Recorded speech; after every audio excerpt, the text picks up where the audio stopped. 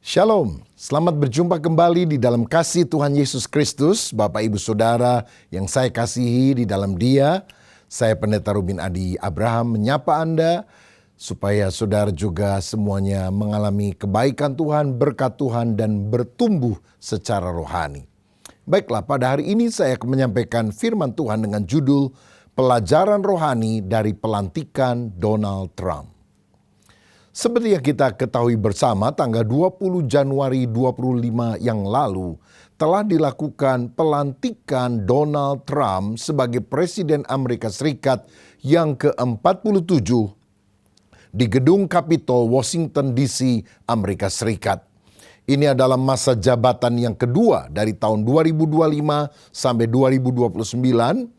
Sebelumnya Donald Trump pernah menjabat pada tahun 2017 sampai 2021 sebagai Presiden Amerika yang ke-45 yang kemudian diganti oleh Joe Biden. Tapi kali ini dia terpilih kembali pada second term atau masa jabatan yang kedua. Pelantikannya dihadiri oleh banyak pemimpin dunia, para tokoh politik, termasuk juga para tokoh penting dari media teknologi seperti Elon Musk, Mark Zuckerberg, lalu CEO dari TikTok, Amazon, Google, dan lain-lain. Dari Indonesia saya mendengar Bapak Luhut Binsar Panjaitan menjadi utusan resmi dari Presiden Prabowo untuk hadir, dan juga seorang pengusaha Indonesia yaitu Bapak Haritanu Sudibyo yang juga seringkali melakukan kerjasama bisnis dengan Donald Trump. Saudara, doa pada pelantikan itu dipanjatkan antara lain oleh Dr. Franklin Graham yang adalah anak daripada seorang pendeta yang sangat ternama di abad 20 yaitu Dr. Billy Graham almarhum. Nah, saudara-saudara, kenapa saya membahas tentang hal ini? Bukan karena saya pro Trump, saya juga tidak memilih dia karena saya memang bukan warga negara Amerika Serikat yang punya hak pilih. Tetapi karena Donald Trump adalah pemimpin Amerika Serikat yang merupakan negara besar dan punya pengaruh luas di dunia, maka dampaknya akan dirasakan oleh seluruh dunia termasuk Indonesia. Dan tentu saja saya tidak akan membahas dari sudut politik, tapi dari sudut rohani. Nah, yang pertama saya melihat pelantikan Donald Trump menunjukkan bahwa Allah berdaulat menetapkan pemimpin. Kalau kita baca dalam Daniel 2 ayat 21 dikatakan dia yang mengubah saat dan waktu, dia yang memecat raja dan mengangkat raja. Dari ayat ini kita tahu bahwa Allah memiliki kendali penuh atas dunia ini.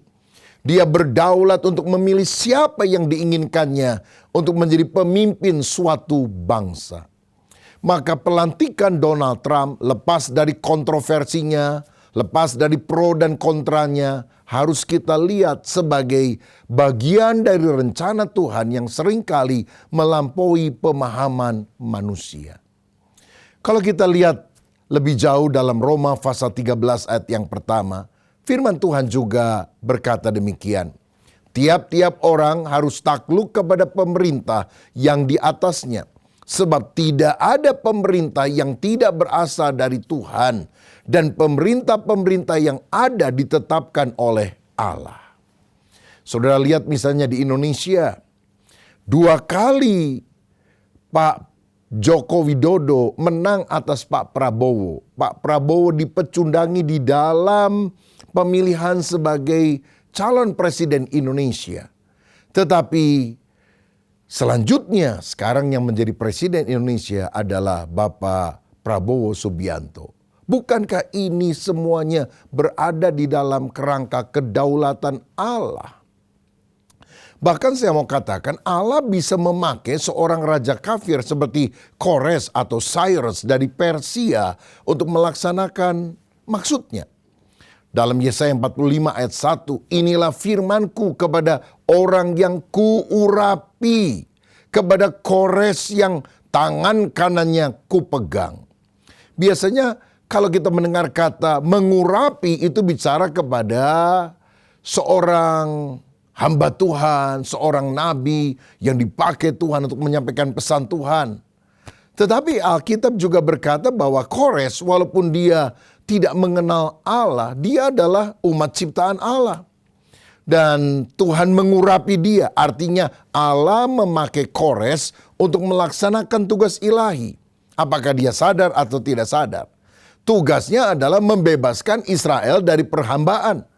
Karena bangsa Israel ini kan pernah diangkut dan ditawan di Babilonia selama 70 tahun. Waktu itu yang mengangkutnya adalah atas perintah Nebukadnezar, kerajaan Babel yang kemudian dikalahkan oleh kerajaan Media Persia. Dan di kemudian hari Kores inilah yang menjadi raja dari Persia. Saudara-saudara, jadi Kores membuat sebuah keputusan pada masa pemerintahnya untuk mengembalikan orang-orang Yahudi yang tertawan ke Yerusalem dan untuk membangun kembali bait Allah. Yesaya 45 ayat 13 berkata, "Akulah yang menggerakkan Kores untuk maksud penyelamatan dan aku akan meratakan segala jalannya. Dialah yang akan membangun kotaku dan yang akan melepaskan orang-orangku yang ada dalam pembuangan tanpa bayaran dan tanpa suap, firman Tuhan semesta alam." Jangan heran kalau orang-orang yang belum percaya kepada Kristus, Tuhan bisa pakai untuk menjadi alat Allah. Misalnya, ketika saudara sulit membangun gereja dengan izin resmi, ada orang-orang bahkan non-Kristen yang saudara tidak pernah pikir dia akan menjadi alat Tuhan sampai izin gerejanya saudara dapatkan. Apakah ini mustahil bagi Tuhan? Tidak. Allah telah melakukan di dalam rancangannya, di dalam sejarah umat manusia. Bahkan Kores yang adalah raja kafir dipakai untuk melakukan mandat ilahi. Amsal 21 ayat pertama berkata, "Hati raja seperti batang air di dalam tangan Tuhan, dialirkannya kemana saja ia ingini." Jadi Tuhan yang mengarahkan langkah kehidupan seorang, termasuk pemimpin bangsa-bangsa. Dari sini saya juga percaya secara luas bahwa promosi itu berasal dari Tuhan. Itu sebabnya, saudara sekalian, kalau engkau bekerja di sebuah perusahaan, di sebuah tempat, bekerja dengan baik, takut akan Tuhan, berprestasi, dan selalu meminta anugerah Tuhan, sebab Tuhan bisa membalikkan keadaan. Tuhan yang mengangkat, Tuhan yang menurunkan. Yang kedua, saya melihat tentang percobaan pembunuhan Donald Trump. Ini mengajarkan kita bahwa Allah pemelihara umatnya. Pada saat berkampanye untuk menjadi presiden Amerika Serikat, Donald Trump lolos setidaknya 2 kali dari percobaan pembunuhan. Yang pertama tanggal 13 Juli tahun 2024 di Pennsylvania ketika seorang muda bernama Thomas Matthew Crooks menembak dia dan hampir kena. Untungnya pada saat itu Donald Trump sedang menoleh melihat big screen yang ada di belakangnya dan tembakan itu hanya kena ke telinganya, tapi ada orang yang meninggal karena dia berada di belakang daripada Donald Trump dan ada beberapa yang luka. Yang kedua tanggal 15 September tahun 2024 di West Palm Beach, Florida, seorang ditangkap karena menunggu hingga 12 jam untuk mengamat-amati dan menyerang Trump, tetapi senjatanya belum sempat ditembakkan ketika dia sudah ditangkap oleh polisi. Luputnya Donald Trump hingga dia dilantik menjadi presiden Amerika mengingatkan kita bahwa Allah itu memelihara dan melindungi mereka yang dipanggil untuk menjalankan rencana atau tujuannya. Kenapa Donald Trump nggak mati? Masih ada tugas yang harus dia kerjakan. Tugasnya adalah menjadi presiden Amerika Serikat. Saudara-saudara, di Alkitab kita juga melihat contoh ada seorang yang bernama Daud yang berkali-kali mau dibunuh oleh Saul. Saul pernah melemparkan lembingnya tapi tidak kena. Saul pernah mengejar dari satu gunung ke gunung yang lain. Tetapi Daud tidak tertangkap. Bahkan di kemudian hari Daud berkata dalam Mazmur 91 ayat yang ke-7 tentang perlindungan Tuhan. 1.000 orang akan rebah di sisimu dan 10.000 di sebelah kananmu, tetapi itu tidak akan menimpamu. Oh saudara, kalau belum waktunya Tuhan, selembar rambut tidak akan jatuh di atas kepala kita. Tuhan pelihara kita karena Dia Allah, gunung batu pelindung umatnya. Makanya Yesus mengajari kita doa Bapa kami, yang salah satu kalimatnya berkata, janganlah membawa kami ke dalam pencobaan, tetapi lepaskanlah kami daripada yang jahat. Itu sebabnya kita perlu berdoa kepada Tuhan, agar Tuhan memberikan perlindungan kepada kita semuanya. Sebelum saudara pergi ke satu tempat, baik sekali saudara berdoa di dalam hati, agar perlindungan Tuhan juga atas kita. Saya pernah saudara-saudara dalam perjalanan pelayanan dengan supir yang mengemudikan mobil, tiba-tiba hampir bertabrakan dengan kendaraan yang ada di depan, lalu direm, dan karena saking mendadak itu mobil saya tuh berputar 360 derajat. Waduh, saya udah teriak Yesus, tapi balik kembali ke posisi semula dan tancap gas lagi, melaju seperti biasa, seperti tidak ada apa-apa. Saya percaya ada malaikat Tuhan yang Dia kirim untuk menjaga agar kita selamat. Saya pernah naik pesawat, bukan hanya turbulence, tapi pernah anjlok. Buut, semua penumpang teriak, saudara-saudara, di tengah cuaca yang tidak bersahabat. Aduh, jantung hampir copot rasanya karena situasi itu. Dan beberapa bulan saya kalau naik pesawat masih ada kekhawatiran sepertinya, aduh jangan sampai anjlok lagi nih.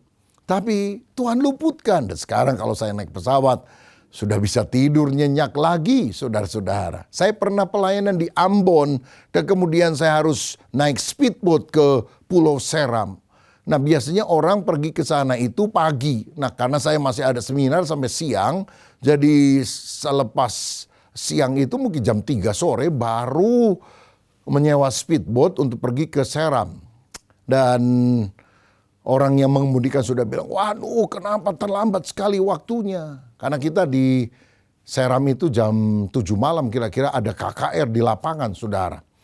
Dan benar pada waktu kita naik speedboat itu, ombak begitu besar, mungkin 6 meter, saudara. Waduh, saya rasa kecil sekali karena speedboat itu harus dia ketika ada gelombang datang, dia harus berada di atas supaya bisa turun dengan ombak tersebut agar tidak dihantam oleh ombak. Dan dalam situasi demikian, itu speedboat sempat miring, saudara, miring ke kanan, miring ke kiri, lalu motornya mati satu. Aduh, semua orang di speedboat itu teriak, saudara-saudara. Dan saya tanya kepada satu orang Ambon yang mendampingi saya, apa biasanya begini? Nggak pernah, Pak.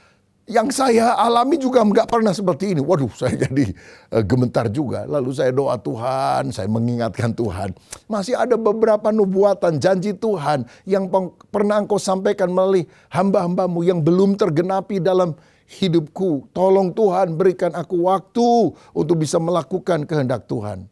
Dan puji Tuhan, Tuhan melindungi, selamat sehingga saya bisa KKR malam hari itu. Dan banyak orang diselamatkan, percaya kepada Yesus.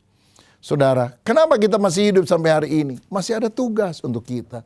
Tugas bagi keluarga, mungkin tugas bagi kantor, tempat perusahaan kita, bagi gereja kita, bagi lingkungan di sekitar kita.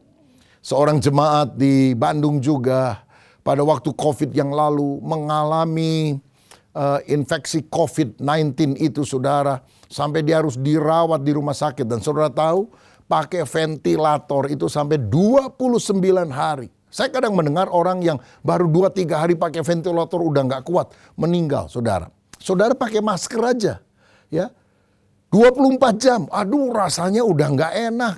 Kita mau ganti, anjurannya kan 8 jam, ganti dengan yang baru. Ini ventilator 29 hari nggak ganti-ganti, nggak bisa dicopot. Tapi bertahan hidup sampai sekarang. Dan saya bilang, kenapa Tuhan memberikan nyawa kedua, nyawa sambungan?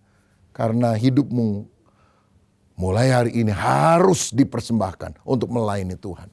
Nah sekarang dia melayani Tuhan dengan apa yang dia bisa lakukan. Bukan jadi pendeta, tapi menjadi seorang jemaat yang aktif di dalam pelayanan.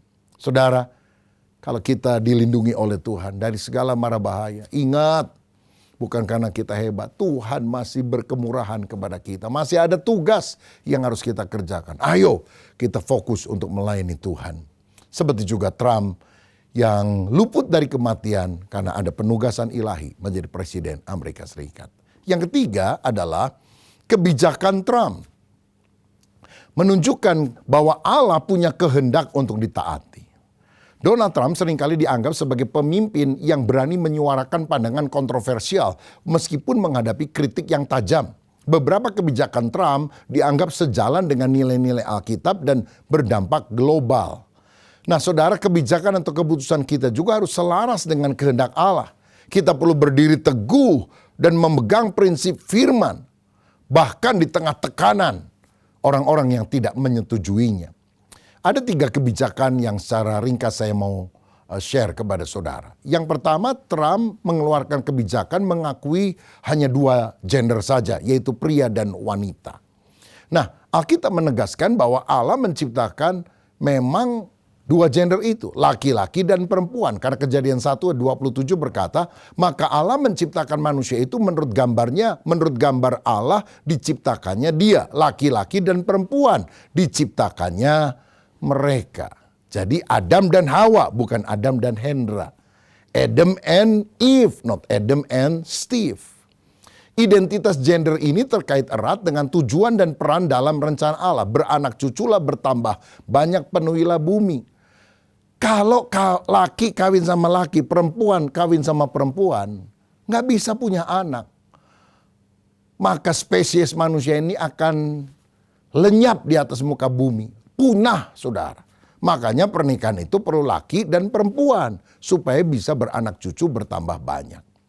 Nah sayang sekali ada banyak negara-negara yang menolak prinsip Alkitab ini. Bahkan yang terbaru 23 Januari 2025 yang lalu, Thailand menjadi negara yang pertama di ASEAN yang meresmikan pernikahan sejenis. Saudara, sebelumnya adalah Taiwan di Asia, kemudian juga Nepal, sekarang Thailand. Nah, pandangan Donald Trump ini menegakkan kembali nilai tradisional yang telah ditolak oleh pemerintahan sebelumnya. Dia hanya menyebutkan laki dan perempuan, dan ini tentu menimbulkan keresahan karena dari tentara Amerika Serikat saja di Tenggarai kira-kira ada 15.000 orang itu LGBT, saudara. Apakah mereka akan diberhentikan? Yaitu masuk ranah politik, saya tidak membahas tentunya. Nah, tetapi kita juga harus merespon isu ini dengan kasih dan hikmat. Bukan hanya dengan debat atau konfrontasi bahkan. Karena kita juga melihat ada banyak orang-orang yang kemudian punya kelainan jadi laki, mau seperti perempuan, perempuan mau seperti laki, bahkan mau mengubah jenis kelamin. Karena mungkin mereka dulu adalah korban pelecehan seksual oleh sesama jenis yang akhirnya menyebabkan kondisi mereka seperti ini. Atau ada salah didik dalam keluarga. Ada orang tua yang punya anak, laki, dia ingin anak berikutnya adalah perempuan. Ternyata laki-laki. Lalu dari sejak kecil dikasih baju perempuan, diajak ngomong seperti perempuan, dikasih boneka dan sebagainya. Dan bukankah ini adalah salah didik di dalam keluarga? Nah saudara-saudara, kita harus belajar merangkul, mengasihi mereka supaya mereka mengerti rencana Allah dalam kehidupan ini. Bahwa mereka diciptakan sebagai laki-laki atau wanita. Tapi kita tidak boleh menghajar mereka bahkan dengan ayat-ayat yang keras atau dengan kutukan Tuhan dan sebagainya. Kita harus menerima kita. Tapi ingat, acceptance is not approval. Penerimaan bukan persetujuan. Sebab di dalam 1 Korintus 6 ayat 9 dan selanjutnya dikatakan, jangan sesat, orang cabul, penyembah berhala, orang berzina, banci, yaitu pria yang kewanita-wanitaan, orang pemburit, homoseksual, orang yang melakukan hubungan seks melalui dubur, itu pemburit, pencuri, orang kikir, pemabuk, pemfitnah, dan penipu, tidak akan mendapat bagian dalam kerajaan Allah. Jadi ayat Alkitab jelas sikap Allah tentang hal ini. Tapi ayat 11 memberikan pengharapan. Dan beberapa orang di antara kamu, demikianlah dahulu. Tetapi kamu telah dirimu disucikan, kamu telah dikuduskan, kamu telah dibenarkan dalam nama Tuhan Yesus Kristus dan dalam roh Allah. Walaupun dulu seperti itu, ketika kita bertobat percaya kepada Yesus, Roh Kudus mengubah hidup kita. Firman Allah yang kita terima setiap hari yang kita taati, itu akan mentransformasikan hidup kita sesuai dengan rencana Allah. Bukankah ini kabar baik Injil yang harus kita bagikan kepada orang-orang yang juga mengalami pergumulan dalam masalah homoseksual ini? Kalau orang yang heteroseksual, dia digoda, misalnya menyukai istri orang dan sebagainya, itu dosa. Jadi jangan kita pikir, oh homoseksual dosa, heteroseksual tidak dosa kalau dia melakukan perselingkuhan. Tidak demikian. Kita semua punya pergumulan, tapi biarlah kita tetap taat kepada firman. Yang kedua, kebijakan Trump adalah kebijakan pro-life, pro-kehidupan. Trump mendukung gerakan anti-aborsi. Dari sini kita juga harus berkaca dari firman Tuhan, bahwa hidup adalah anugerah Allah yang harus dihargai. Tuhanlah sang sumber hidup, Dia pemberi kehidupan. Sehingga janin adalah makhluk hidup yang memiliki jiwa atau nyawa. Dalam Mazmur 139 ayat 13 dan selanjutnya, firman Tuhan berkata, sebab engkaulah yang membentuk buah pinggangku, menenun aku dalam kandungan ibuku. Aku bersyukur kepadamu oleh karena kejadianku dahsyat dan ajaib. Ajaib yang apa yang kau buat dan jiwaku benar-benar menyadarinya. Tulang-tulangku tidak terlindung bagimu ketika aku dijadikan di tempat yang tersembunyi. Dan aku direkam di bagian-bagian bumi yang paling bawah. Ayat 16, matamu melihat selagi aku bakal anak atau janin. Dan dalam kitabmu semuanya tertulis hari-hari yang akan dibentuk sebelum ada satupun daripadanya.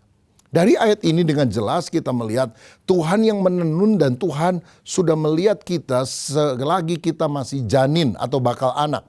Berarti sudah ada kehidupan dari saat pembuahan ketika sperma bertemu dengan sel telur.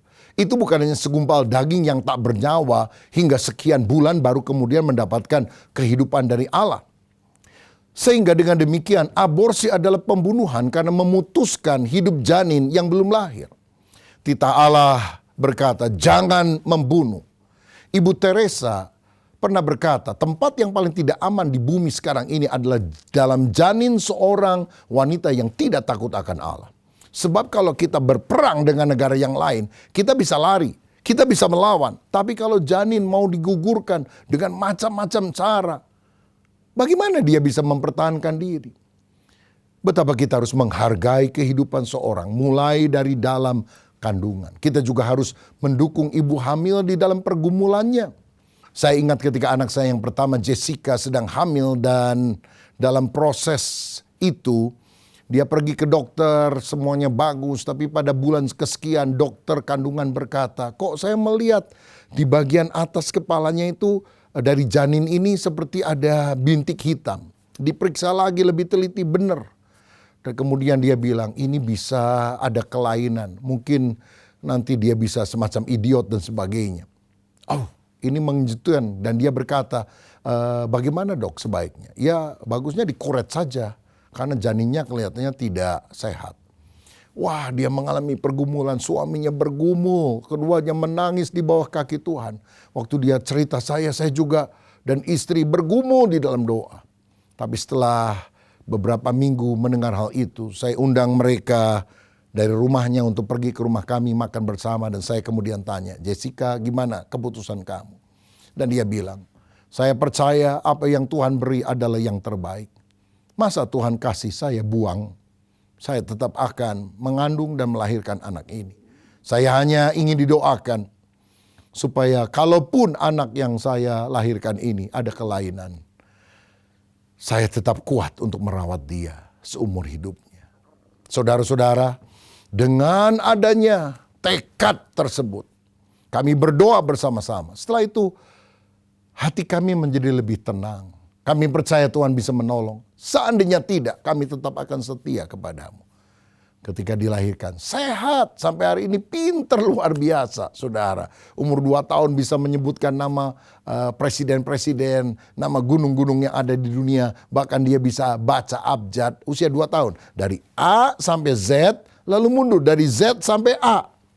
Bayangkan, saya juga susah untuk mengikuti apa yang dia bisa kerjakan itu. Dan sampai hari ini dia menjadi anak yang cerdas. Oh, kalau kami menggugurkan betapa kehidupan seorang yang penuh dengan kasih karunia Tuhan tidak akan ada di atas muka bumi ini.